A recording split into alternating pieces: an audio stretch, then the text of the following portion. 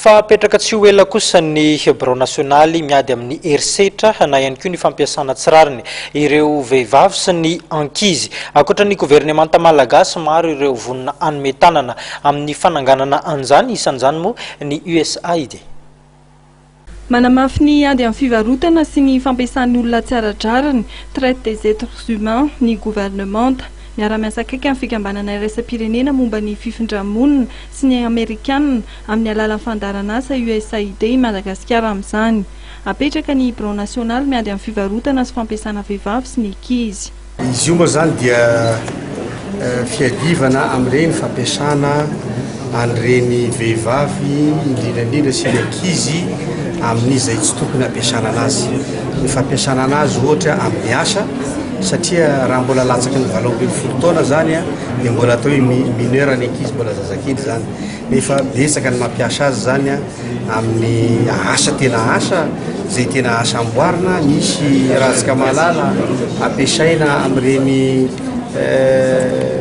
firaisana ino zany amin'izay tsy tokony mbola anaovana zany. Misy olo mampiasa an'ireny, ary misy koa ny fandefasana ny vehivavy any ivelany sy ny ankizy any ivelany ampiasain'olona zay hita fa tena ampiasain'olona amin'ny habibina mihitsy zany ny ankabetsahany.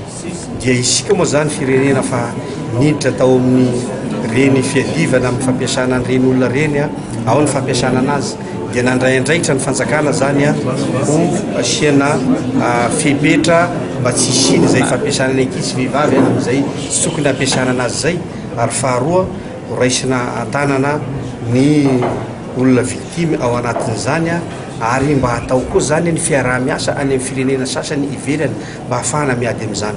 Dia raha tsika mahalala fa maro anitsika no nahafantatra an'izany, nisy ireny tany tantarany tany Liban zay betsaka, misy koa any amin'ny firenena hafa zay sy nahitantsika na any Chine dia misy mivarotra ntsokosoko amin'izao fotoana, ary mampahonena mihitsy ny mahita sarin'ireny olona reny amin'ny fahitalavitra sy amin'ny maheno zava-misy amin'ny haino aman-jery. Ny volana janoary 2024 efa nilaniny teo anivon'ny antenimieram-pirenena ny lalàna 2024 tsipika 470 momba ny ady amin'ny fivarotana sy fampiasana olona tsy ara-drariny. Nofaritan'io lalàna io ny famaizana samihafa ho an'ny rehetra manao fivarotana sy fampiasana olona tsy ara-drariny.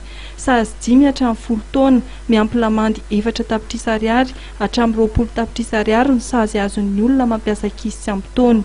Mariana fa nitanterahana ny maraina teo teny amin'ny Pisakoron-drano ny lanonana momba izay.